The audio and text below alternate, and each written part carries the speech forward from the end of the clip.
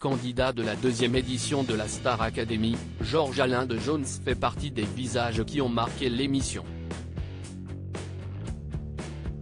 Dans une interview accordée à Combini ce mercredi 12 avril 2023, il a évoqué sans détour les propositions d'émissions de télé-réalité qu'il a reçues et refusées. Il fait partie des candidats emblématiques qui ont marqué la deuxième édition de la Star Academy. Georges Alain de Jones n'avait certes pas le talent d'un Houssine ou de Nolwenn Leroy, la grande gagnante de l'émission. Il ne savait pas chanter, et il l'assume sans honte, mais il avait une attitude nonchalante et volontiers provocatrice qui attirait les regards. Selon Armande Altaï, la professeure de chant de l'émission, ce grand gaillard dégingandé avait même tapé dans l'œil de Maria Carey qui, complètement amoureuse, aurait tenté de l'enlever. Aimé par les uns, détesté par les autres, il ne laissait personne indifférent. Georges Alain de Jones, roi du buzz.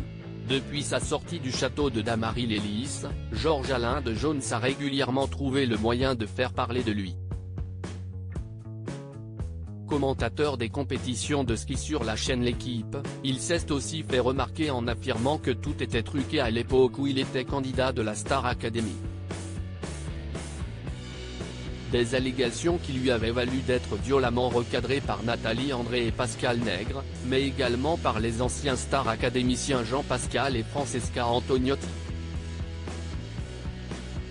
Quant à Alexia Laroche-Joubert, elle lui avait demandé d'apporter des preuves de ce qu'il avançait, ce qu'il n'a évidemment jamais fait. Même les internautes n'avaient pas cru à ces accusations de tricherie, l'accusant d'avoir juste voulu faire le buzz. 1 million d'euros sinon rien. Alors, Georges Alain de Jones est-il vraiment prêt à tout pour faire parler de lui? Apparemment non, si l'on se réfère à l'interview qu'il a donnée à Combini le mercredi 12 avril 2023. S'il a accepté de jouer la carte joker de Laura Felpin pour la saison 3 de LOL, qui sort sur Prime Video, il explique que la surexposition n'est pas trop son truc et que, depuis la Star Academy, il a refusé de nombreuses sollicitations de la part des médias.